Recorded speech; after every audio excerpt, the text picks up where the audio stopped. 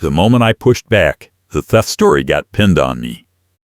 Tracy Benson is screaming at me from my own driveway, her face 2 inches from mine, telling me she knows I stole the charity raffle envelope, and if I do not admit it right now, she will fine me $500 a day starting tomorrow. I take one step back, and she follows, jabbing her finger at my chest, her ring of keys jangling like a weapon in her other hand. She is wearing a blue blazer over a white shirt, a black bucket hat pulled low, and a cheap plastic badge clipped to her lapel that says Architectural Committee in block letters. I am standing here in my brown work jacket and blue bucket hat, a lanyard with my work badge turned backward hanging around my neck. And I am trying very hard not to raise my voice, because 3 neighbors are standing in the street watching this unfold. Tracy slams a stack of papers against her clipboard and taps the plastic badge with one fingernail. "You are lucky I am not harsher," she says, her voice rising. "Do you want fines or compliance?" I ask her what she is talking about, and she pulls out a printed notice with my address at the top and a date from 2 days ago.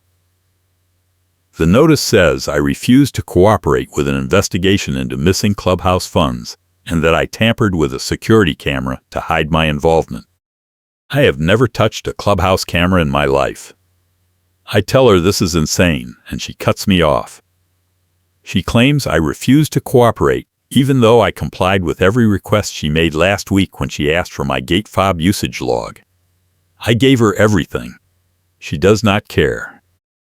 I moved to Brookstone Village in Reno, Nevada, 6 months ago, because the rent was reasonable, and the commute to my systems analyst job downtown was under 20 minutes.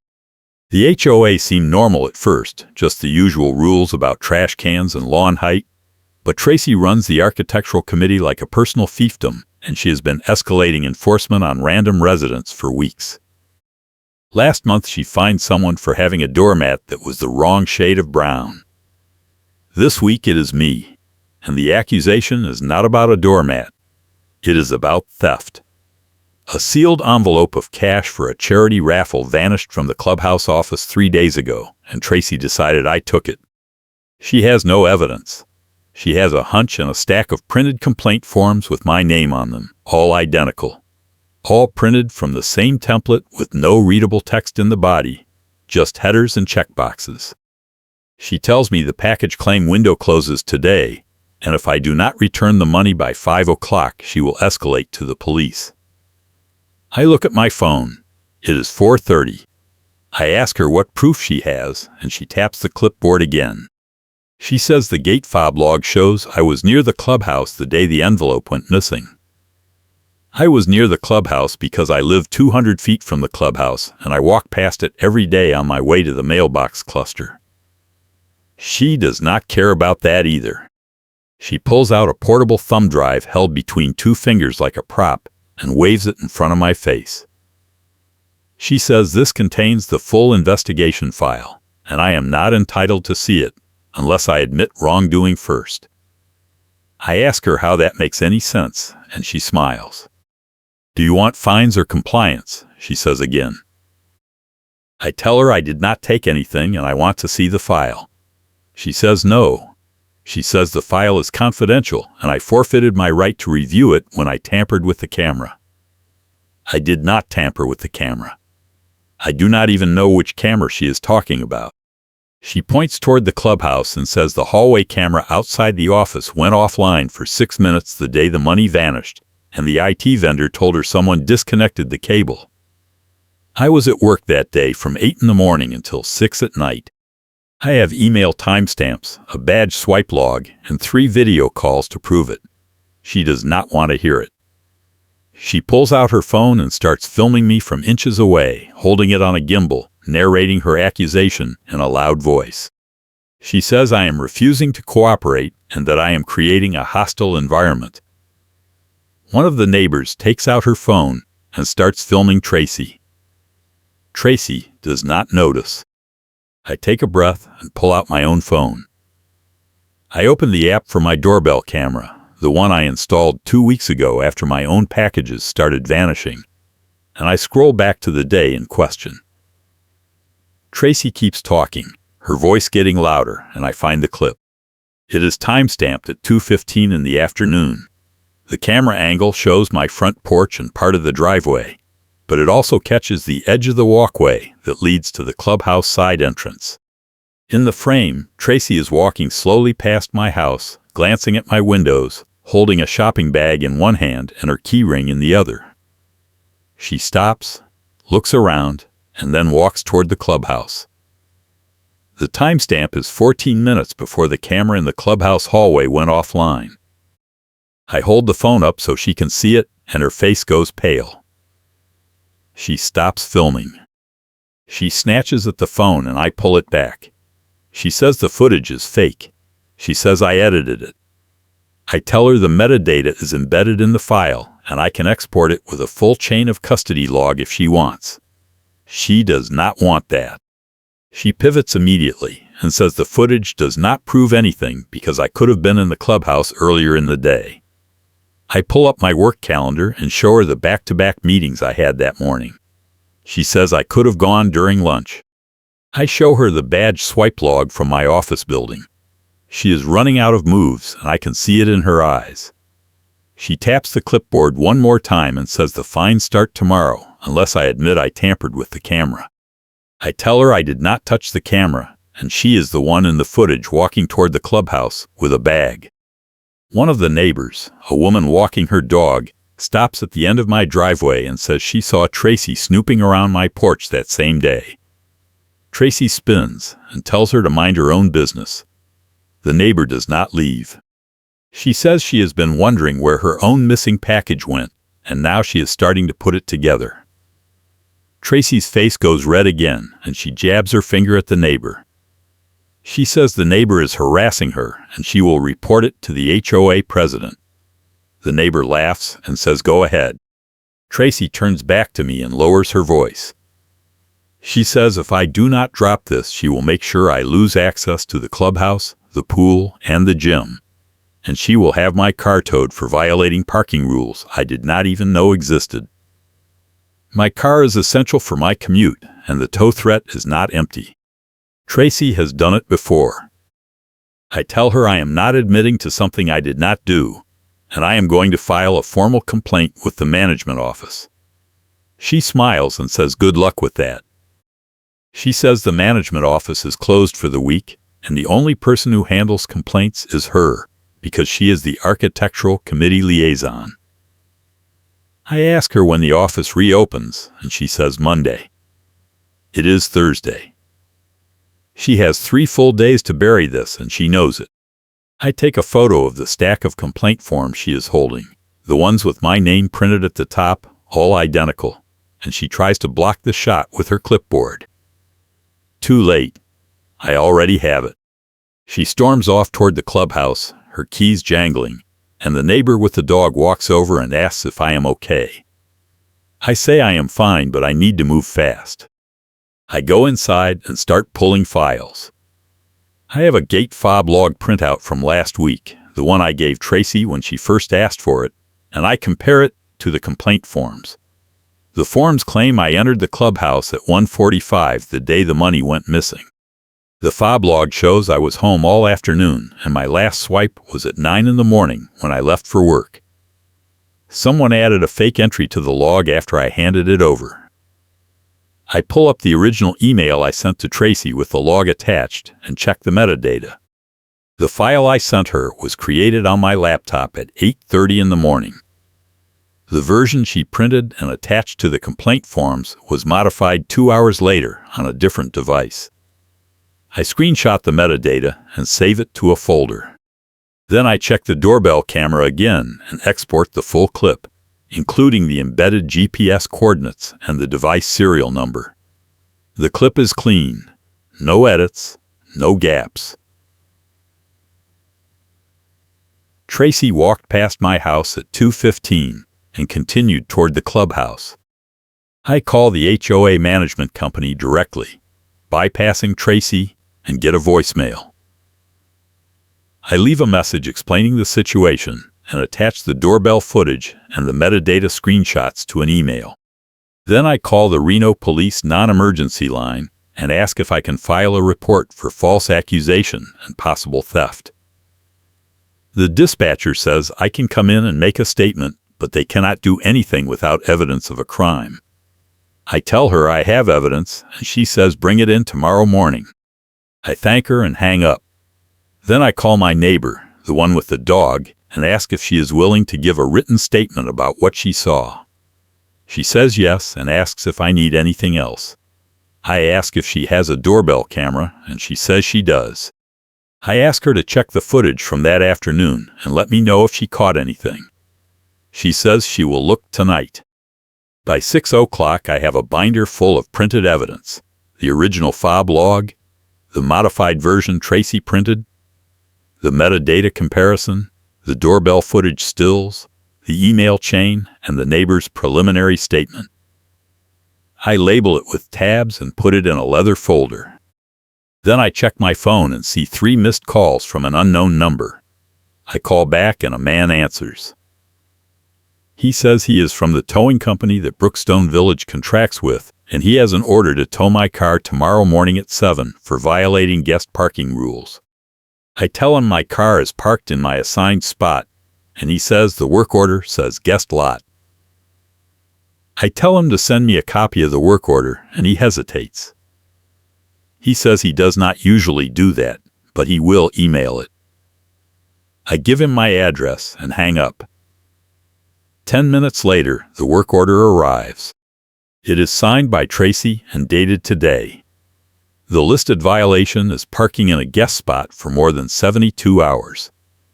My car has been in my assigned spot for 2 weeks straight. I screenshot the work order and add it to the binder.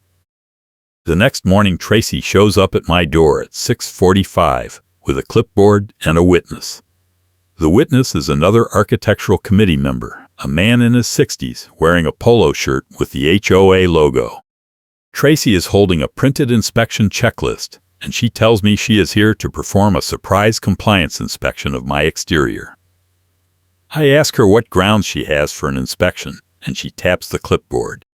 She says the HOA bylaws allow random inspections with 24 hours notice, and she sent me an email last night at 11. I check my phone. The email is there, sent at 11:02, claiming the inspection was scheduled for 6:45 this morning. That is not 24 hours. That is 7.5 hours. I point this out, and she says the bylaws allow flexible scheduling in urgent cases. I ask her what is urgent, and she says my ongoing non-compliance. I have not violated anything. She walks around the side of my house without waiting for permission and starts taking photos of my trash cans, my fence, and my air conditioning unit. I follow her and ask what she is looking for. She does not answer. She crouches next to my trash cans and measures the distance from the curb with a tape measure, then writes something on the checklist. She takes a photo of the fence and mutters about the stain color. She takes a photo of the AC unit and says it is too visible from the street. I tell her the AC unit was here when I moved in, and the HOA approved it during the pre-purchase inspection. She says approval can be revoked if conditions change. I ask her what conditions changed, and she says community standards evolve. She is making this up as she goes. The witness stays quiet the whole time, just nodding when Tracy looks at him. I pull out my phone and start recording.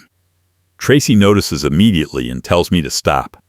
I ask her why, and she says I am creating a hostile environment. I tell her I am documenting the inspection for my records, and she has no authority to stop me. She glares and continues taking photos. She walks to the front of the house and stands at the mailbox cluster, writing more notes. Then she pulls out a stack of identical complaint forms and starts filling one out on the spot. I watch her write my address at the top and check 3 boxes: unauthorized modification, visual blight, and non-compliance with committee directive. She tears the form off the stack and hands it to me. She says I have 72 hours to fix the violations or I will be fined $200 per day per violation. I ask her what unauthorized modification she is talking about, and she points at the doorbell camera. She says I did not get approval to install exterior electronics. I pull up the HOA bylaws on my phone and show her the section that says video doorbells are permitted as long as they do not record common areas. My camera only covers my porch and part of the driveway, which are both private property. She says the interpretation of the bylaw is up to the committee, and they have decided my camera violates the spirit of the rule. I ask her when the committee made that decision, and she says it was discussed at an executive session last night. I ask for the meeting minutes, and she says executive sessions are confidential. I tell her that is not how it works, and she smiles. Do you want fines or compliance? She says. The witness looks at the ground. I tell her I am not removing the camera, and I am filing a formal complaint about her conduct. She says I already tried that, and the management office is closed. I tell her I called the management company directly and left a voicemail with the regional manager. Her smile fades. She asks if I sent any documents, and I say yes. She asks what kind of documents, and I say evidence. She taps the clipboard and tells me that submitting false evidence to the management company is grounds for immediate termination of membership and forced sale of the property. I tell her the evidence is not false, and she is the one submitting fake logs. She steps closer and lowers her voice. She says if I keep pushing this, she will make sure every vendor in the community knows I am a problem resident, and I will never get service again. She says she will personally call the landscaping company, the pool maintenance company, and the trash hauler and tell them I am banned from requesting service. I take a step back, and the witness finally speaks. He says maybe they should wrap up the inspection and reconvene later. Tracy ignores him. She pulls out her phone and opens the camera app, then starts filming me again. She narrates in a loud voice, saying I am being verbally aggressive and refusing to comply with a lawful inspection. I am standing still with my arms at my sides. One of my neighbors comes out of their house and watches from the driveway. Tracy keeps filming. She says I am a threat to the community, and she is recommending immediate suspension of all common area access, pending a formal hearing. I ask her when the hearing is, and she says she will let me know. The witness shifts his weight and looks at Tracy. He says they should probably go. Tracy finally lowers the phone and tells me the fines start Monday if I do not fix the violations. She walks away, and the witness follows, glancing back once with an expression I cannot read. I go back inside and add the new complaint form to the binder. I check my email and see a reply from the management company regional manager. She says she received my voicemail and the attachments, and she is looking into it. She asks if I can send the full doorbell footage file instead of just the stills. I reply with the full video file attached and a summary of this morning's inspection. Then I call my neighbor with the dog and ask if she checked her footage. She says she did, and she caught Tracy walking past her house toward the clubhouse at 2:10, 5 minutes before my camera picked her up. She says Tracy was carrying a shopping bag and looking around like she was checking for witnesses. I ask her to send me the footage, and she says she will email it in 10 minutes. I thank her and hang up. By 9 o'clock, I have 2 camera angles showing Tracy walking toward the clubhouse with a shopping bag right before the hallway camera went offline and the money disappeared. I also have the modified fob log, the fake inspection violations, the improper tow order, and the threat to ban me from vendor services. I call the police non-emergency line again and ask if I can come in to file the report. The dispatcher says an officer will be available at 10. I grab the binder and drive downtown. My car is still in my assigned spot. The tow truck never showed up. I check my email on the way and see a message from the towing company. The driver says he reviewed the work order and the parking spot listed does not match the spot my car is in. He says he is not going to tow the car and he is flagging the work order as potentially fraudulent. I screenshot the message and add it to the binder. The Reno Police Station is a low concrete building on East 2nd Street with a parking lot full of marked cruisers. I walk in and give my name to the desk officer. He tells me to wait, and I sit in a plastic chair near the window. 10 minutes later, a deputy in his 40s with graying hair and a calm expression calls my name. I follow him to a small office with a desk and 2 chairs. He sits and asks me to explain what happened. I open the binder and walk him through the timeline: the missing charity envelope, the false accusation, the modified fob log, the doorbell footage, the fake inspection, the tow threat, and the vendor blackmail threat. He takes notes and asks if I have copies of everything. I hand him a second binder I printed this morning with duplicates of every document. He flips through the pages and pauses on the doorbell footage stills. He asks if I have the original video files, and I pull out the portable thumb drive I brought. He plugs it into his computer and watches both camera angles. He rewinds and watches them again. Then he looks at the metadata screenshots and the modified fob log. He asks if the HOA has access to the system that generates the fob logs, and I say yes. He asks if Tracy has administrative access, and I say I do not know, but she has been acting like she does. He writes something in his notes and looks up. He says this looks like harassment and possibly identity theft if she forged documents in my name. He says he cannot arrest anyone based on this alone, but he can open an incident report and forward it to the fraud division. He says if I get any more threats, or if Tracy tries to escalate, I should call him directly. He gives me his card and says he will follow up with the management company as well. I thank him and leave. I check my phone in the parking lot and see 3 new emails. The first is from the management company regional manager. She says she reviewed the evidence and she is scheduling an emergency meeting with the HOA president and Tracy for Monday morning. She says I am invited to attend and present my evidence. The second email is from my neighbor with the dog. She says 2 other neighbors have come forward with missing package complaints, and they all remember seeing Tracy near their porches around the time the packages vanished. She asks if I want their contact information, and I say yes. The third email is from the towing company.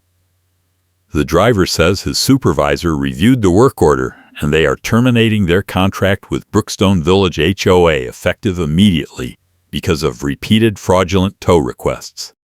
He says Tracy has submitted 4 fake work orders in the last month and they are not willing to risk their license. If you are enjoying this HOA drama and want to see how Tracy gets exposed, hit that like button and subscribe for more stories where the bad guys do not win. I drive back to Brookstone Village and park in my assigned spot.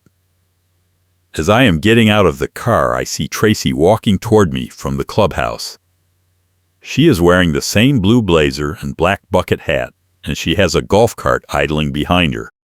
She climbs into the cart and drives slowly toward my parking spot, filming me with her phone the entire time.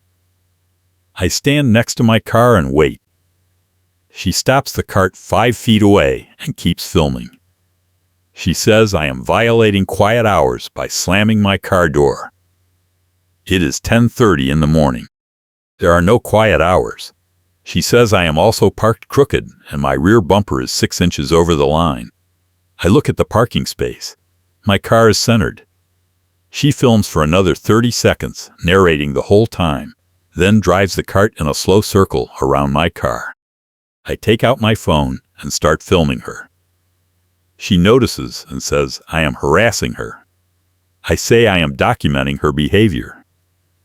She drives away and I go inside. That afternoon I get a call from an unknown number. I answer and a woman introduces herself as the HOA president. She says she heard about the situation and she wants to meet with me before the Monday meeting. I ask if Tracy will be there, and she says no. She says she wants to hear my side first. I agree, and we set a time for tomorrow at 11 at her house. She gives me her address, and I write it down. Then I call the deputy and let him know about the golf cart incident. He says he will add it to the report, and he asks if I feel unsafe. I say no, but I want it documented. He says that is smart, and he reminds me to call if anything escalates. That night, I cannot sleep. I keep thinking about the Monday meeting and what Tracy will say. I get up at 2 in the morning and review the binder again. I notice something I missed before. The stack of complaint forms Tracy has been carrying are all printed on the same paper stock, and they all have the same printer metadata embedded in the file properties. I pull up the metadata and see the forms were created on a device registered to Tracy's email address. That means she printed them herself from her home computer, not from the management office system. I screenshot the metadata and add it to the binder. Then I go back to bed. Saturday morning, I drive to the HOA president's house. She lives on the other side of the development in a larger unit with a 2-car garage and a front yard full of desert landscaping. She opens the door before I knock and invites me in. Her name is Diane, and she is in her early 60s with short gray hair and a calm demeanor. She offers me coffee, and I accept. We sit in her living room, and she asks me to walk her through everything. I open the binder and start from the beginning. She listens without interrupting and takes notes on a yellow legal pad. When I get to the part about the modified fob log, she stops me and asks to see the metadata comparison. I show her, and she stares at it for a long time. She asks if I am sure the original file was not altered, and I show her the email timestamp and the chain of custody log. She nods and tells me to continue. I finish the story, and she sits back in her chair. She says she has been getting complaints about Tracy for months, but nothing this concrete. She says Tracy has been using her position on the architectural committee to settle personal grudges, and she has alienated half the neighborhood. She says the board has been reluctant to act because Tracy threatens to sue every time someone questions her. I ask what changed, and Diane says the towing company terminating their contract was the final straw. She says the board cannot ignore that. She asks if I am willing to present the evidence at the Monday meeting, and I say yes. She says she will make sure Tracy does not control the agenda. She thanks me and walks me to the door. As I am leaving, she says one more thing. She says Tracy has been stealing from the clubhouse for at least a year, and the board has been covering it up because they were afraid of the legal exposure. She says my evidence gives them a way out. I drive home and spend the rest of the day organizing the binder. I print extra copies of the key documents and highlight the important sections.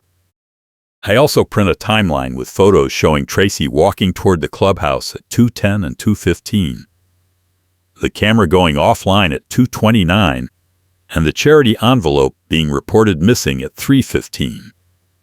The timeline is clean and it leaves no room for alternative explanations. I put everything in a presentation folder and label it with tabs. Then I check my email and see a message from the management company regional manager. She says the meeting is confirmed for Monday at 9 in the community room at the clubhouse. She says I will have 15 minutes to present, and then Tracy will have 15 minutes to respond. She says the board will deliberate and issue a decision by end of day Monday. I reply and confirm I will be there. Sunday is quiet. I do not see Tracy and I do not get any new threats. I spend the morning reviewing my notes and practicing my presentation. I keep it short and factual. I do not editorialize. I let the evidence speak. By noon I feel ready. I go for a walk around the neighborhood and notice a cluster of neighbors standing near the mailbox talking. One of them waves me over and asks if I am the guy who caught Tracy on camera. I say yes, and she says good.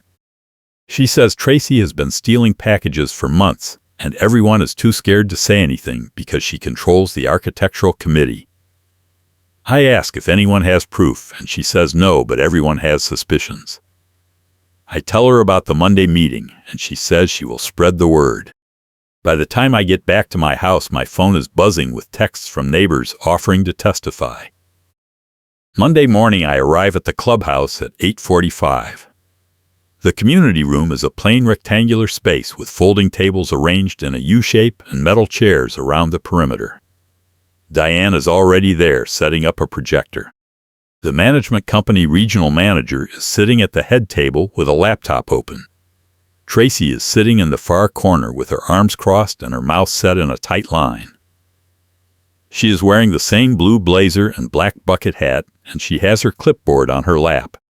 The witness from the inspection is sitting next to her, looking uncomfortable. I take a seat near the door and set my binder on the table. 2 other board members arrive and sit at the head table. Diane starts the meeting at 9 sharp. She explains the purpose of the meeting and outlines the agenda. I will present first, then Tracy will respond, then the board will ask questions. She reminds everyone that this is a closed session and no recording is allowed. Tracy immediately raises her hand and says, "I have been recording her all week." Diane says, "We are talking about this meeting, not prior incidents." Tracy sits back and crosses her arms again. Diane nods at me, and I stand up. I open the binder and start with the timeline. I walk the board through the charity envelope disappearing, the false accusation, the modified fob log, and the doorbell footage. I show the metadata proving the fob log was altered after I submitted it. I show the 2 camera angles of Tracy walking toward the clubhouse with a shopping bag. I show the fake inspection violations and the fraudulent tow order. I show the email from the towing company terminating the contract. I show the police incident report number. I finish in 12 minutes and sit down. Tracy stands up and slams her clipboard on the table. She says I am a liar and a thief, and I edited the footage to frame her. She says the shopping bag in the video was full of architectural committee meeting materials, and she was delivering them to the clubhouse office. She says the fob log was corrected, not modified, because the original version I submitted had errors. She says the inspection violations are legitimate, and I am just trying to distract from my non-compliance. She says the tow order was issued in good faith based on a report from another resident. She says I am the one harassing her, and she is the victim. She sits down and the room is silent for 5 seconds. Then Diane asks her if she has any documentation to support her claims. Tracy pulls out the portable thumb drive and says the investigation file is on the drive. Diane asks if she can review it, and Tracy hesitates. She says the file is confidential. Diane says this is a closed board session and everything discussed here is confidential. Tracy hands over the drive. Diane plugs the drive into her laptop and opens the folder. The folder contains 6 files. 5 are photos of my house from the inspection. 1 is a spreadsheet. Diane opens the spreadsheet and it is blank except for the headers. There is no investigation file. There is no evidence. Tracy shifts in her chair and says the rest of the file is on the main server, and she did not have time to copy it. Diane asks which server, and Tracy says the management company server. The regional manager says there is no investigation file on the server.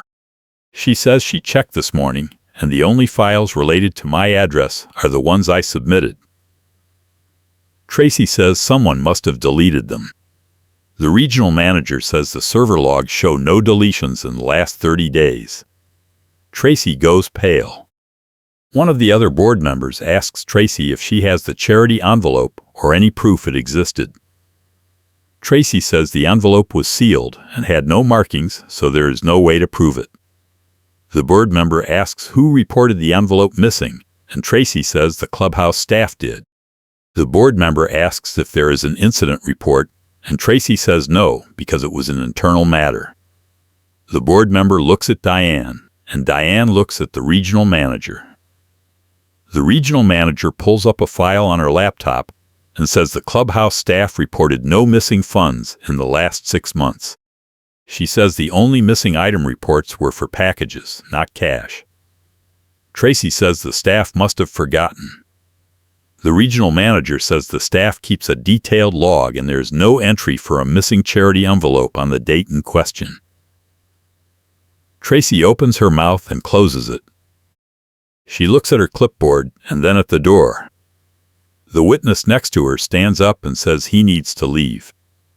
Diane asks him to stay, and he sits back down. Diane asks Tracy if she wants to revise her statement. Tracy says no. Diane asks if she has any other evidence to present. Tracy pulls out a printed page and hands it to Diane. It is a screenshot of a portal login showing the complaint forms were uploaded on a specific date. Diane looks at the page and asks the regional manager to pull up the portal audit log. The regional manager opens a new tab and logs into the HOA management portal. She navigates to the audit log and filters by user. The log shows all 6 complaint forms about me were uploaded from the same device on the same day within a 2-minute window. The device is registered to Tracy's email address. Diane holds up the printed page and says the date on Tracy's screenshot contradicts the audit log. Tracy stammers and says the portal must have a bug. The regional manager says the portal is audited monthly and there have been no discrepancies. Diane sets the page down and looks at Tracy. She says the board will deliberate and issue a decision by end of day. Tracy stands up and says this is a witch hunt. She says the board is biased and she is going to file a formal complaint with the state HOA oversight office. Diane says that is her right. Tracy grabs her clipboard and storms out of the room. The witness hesitates and then follows. The door slams. Diane looks at me and asks if I have anything else to add. I say no. She thanks me and dismisses me. I leave the binder on the table and walk out. As I am walking through the clubhouse lobby, I see Tracy standing near the pool gate talking on her phone. She is pacing and gesturing, and her voice is loud. I walk past her and she stops mid-sentence. She stares at me and I stare back. Then she turns and walks away. I go home and wait. At 3 o'clock I get an email from Diane. The subject line says board decision. I open it and read. The board has voted to remove Tracy from the architectural committee effective immediately. The board has also voted to rescind all violations issued to me and refund any fees paid. The board is issuing a written correction to all residents clarifying that I was falsely accused and that the HOA takes no position on the missing charity envelope because there is no evidence it existed. The board is referring the matter of the modified fob log and the fraudulent tow orders to the management company for further investigation and possible legal action.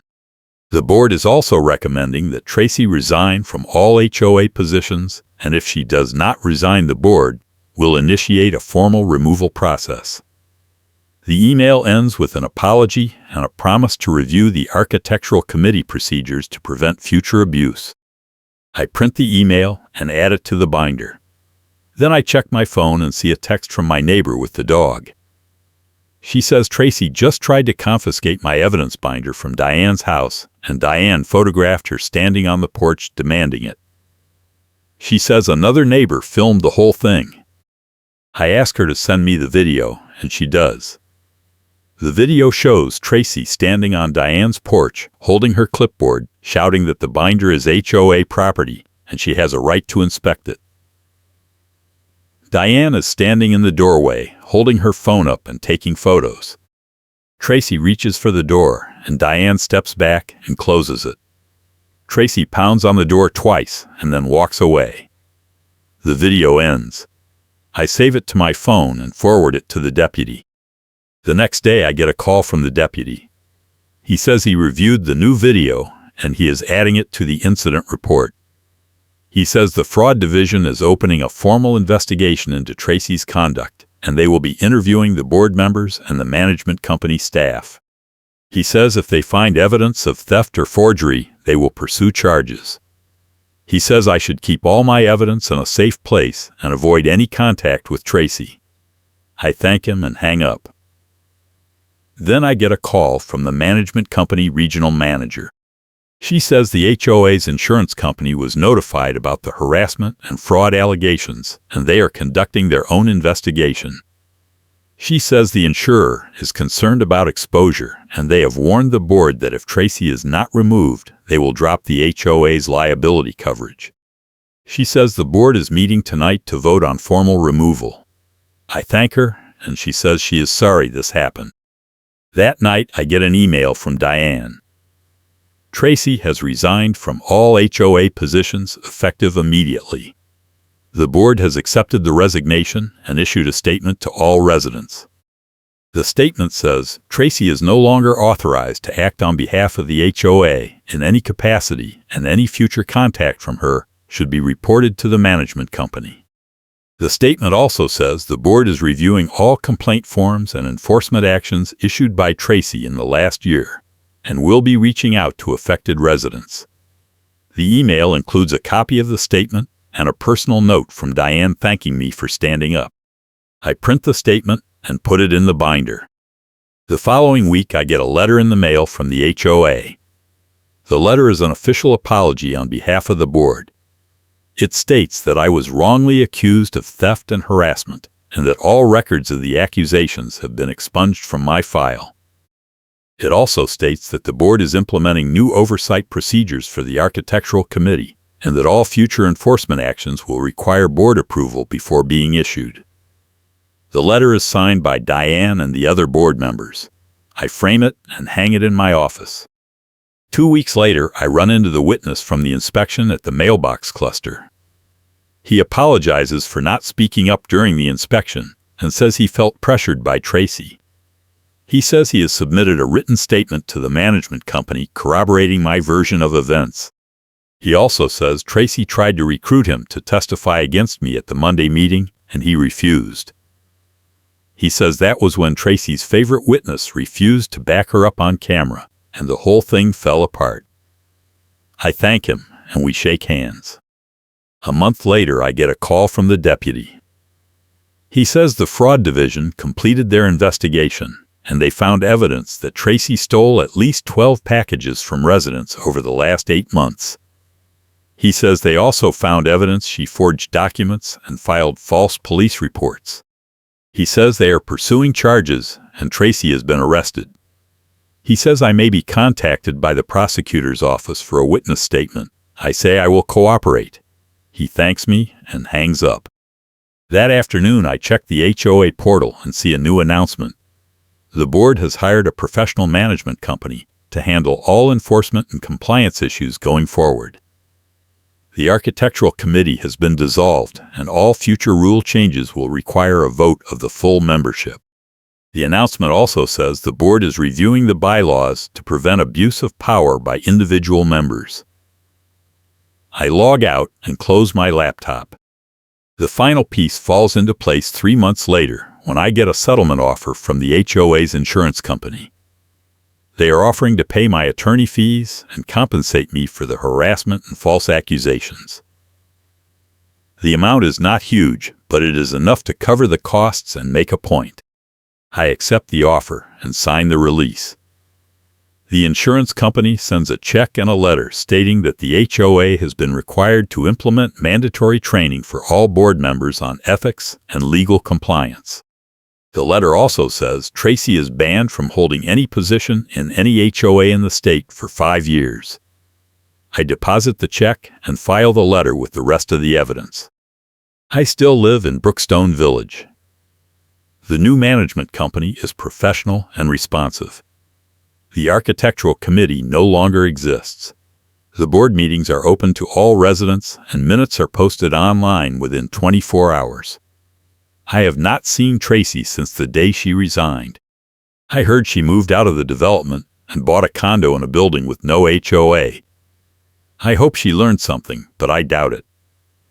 Thanks for watching, and I will catch you in the next one.